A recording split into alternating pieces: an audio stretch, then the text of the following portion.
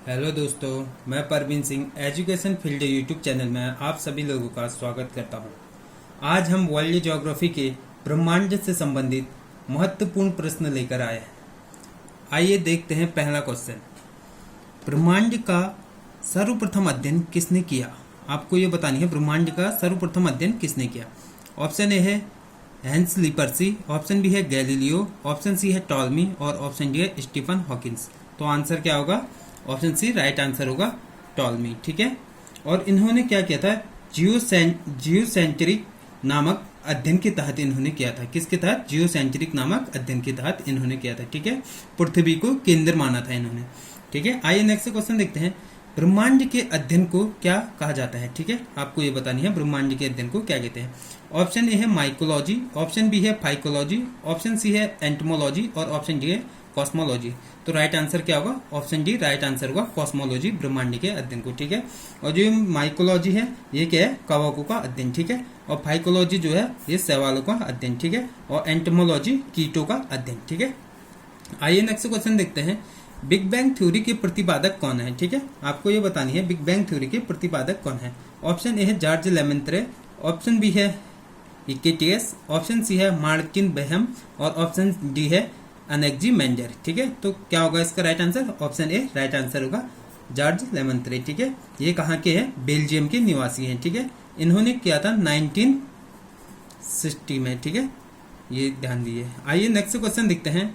आकाशगंगा की सबसे नजदीक गैलेक्सी कौन सी है? ठीक है, आकाशगंगा के सबसे नजदीक की गैलेक्सी बतानी है। ऑप्शन एक है ए है आर्यन नेबुला, ऑप्शन बी है साइरस डॉग स्टार और ऑप्शन सी है एंड्रोमेडा और ऑप्शन डी है सेंचुरी। तो कौन सा है सबसे नजदीक आकाशगंगा का? ऑप्शन सी राइट आंसर का एंड्रोमेडा। ठीक है। और जो ये आर्यन नेबुला है ये क्या है? सबसे चमकीला ताराओं का समूह है। ठीक है, सबसे चमकीला तारों का समूह है। ठीक है। और ये कैसा है? ठंडा समूह है। ठीक है, ठंडा। और जो ये साइरस डॉग स्टार है ये क्या है? सूर्य के द्वारा दूसरा चमकीला ग्रह है। सूर्य के बाद दूसरा चमकीला ग्रह है। ठीक है, सूर्य के बाद दूसरा चमकीला ग्रह है ये, और रात को चमकता है। ठीक है। आइए नेक्स्ट क्वेश्चन देखते हैं। दूरबीन की खोज किसने की? ठीक है, ये बतानी है आपको दूरबीन की खोज किसने की। ऑप्शन ए है हैंस लिपर्सी, ऑप्शन बी है गैलीलियो, ऑप्शन सी है एडविन हबल और ऑप्शन डी है टॉलमी। तो दूरबीन की खोज किसने की? ऑप्शन ए राइट आंसर होगा, हैंस लिपर्सी ने। ठीक है, ये आपको याद करनी है। ठीक है।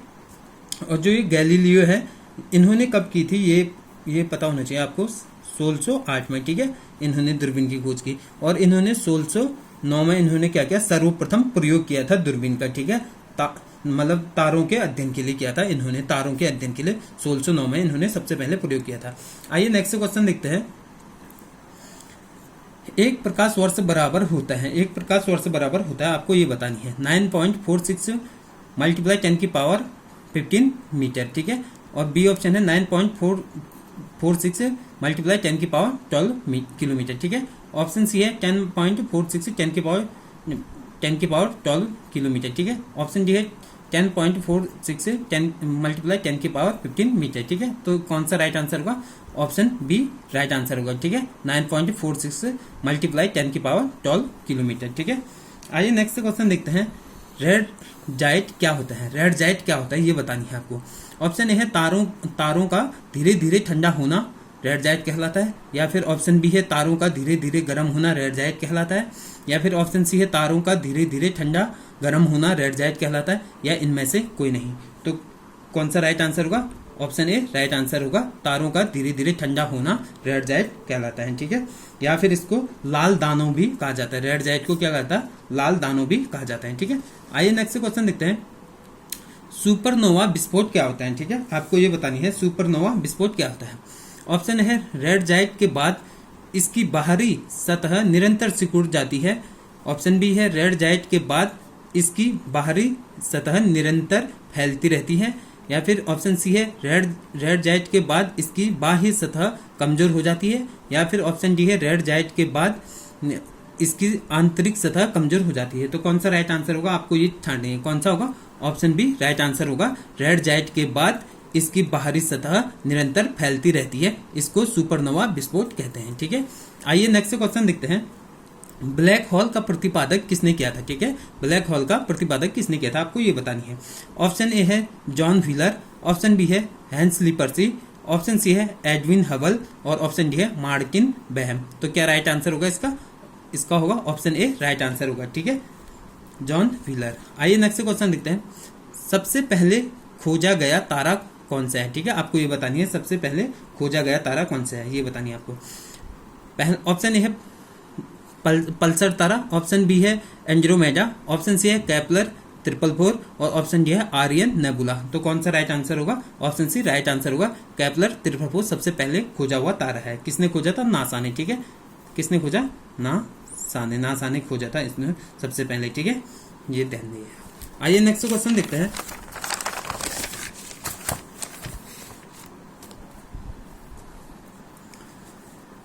नेक्स्ट क्वेश्चन है क्षुद्र ग्रह किन किन के मध्य है, क्षुद्र ग्रह किन किन के मध्य है, आपको ये बतानी है। पृथ्वी और बृहस्पति ऑप्शन ए, ऑप्शन बी है मंगल शनि और ऑप्शन सी है मंगल और पृथ्वी और ऑप्शन डी है मंगल और बृहस्पति। तो क्षुद्र ग्रह किन किन के मध्य है, मंगल और बृहस्पति के मध्य है, ठीक है, ये आपको ध्यान देनी है। आइए नेक्स्ट क्वेश्चन देखते हैं। निम्न में से आंतरिक ग्रह नहीं है, इनमें से बतानी है आप लोग को आंतरिक ग्रह नहीं है। आंतरिक ग्रह पता होगा आप लोग को अंदर की साइड होता है, बाह्य ग्रह बाहर की साइड होते हैं, ठीक है। तो आंतरिक ग्रह बतानी है कौन सा नहीं है। ऑप्शन ए शुक्र, ऑप्शन बी है मंगल, ऑप्शन सी है पृथ्वी और ऑप्शन डी है बृहस्पति। तो आंतरिक ग्रह इनमें से कौन सा नहीं है, ऑप्शन डी राइट आंसर होगा बृहस्पति, ठीक है। आइए नेक्स्ट क्वेश्चन देखते हैं। सूर्य आकाशगंगा की केंद्र की परिक्रमा कितने समय में करती है, सूर्य आकाश गंगा की केंद्र की परिक्रमा कितने समय में करती है, ये बतानी है।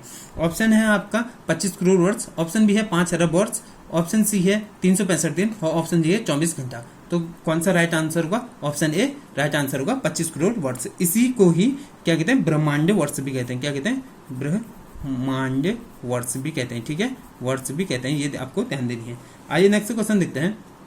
सूर्य का प्रकाश पृथ्वी तक पहुंचने में कितना समय लगता है। ऑप्शन ए है 8 मिनट, ऑप्शन बी है 9 मिनट 20 सेकंड, ऑप्शन सी है 8 मिनट और ऑप्शन डी है 9 मिनट, ठीक है। सॉरी, इसमें 8 मिनट 20 सेकंड था। तो कौन सा राइट आंसर होगा, ऑप्शन बी राइट आंसर होगा। सॉरी ये होगा ऑप्शन राइट आंसर होगा 8 मिनट 20 सेकंड, ठीक है।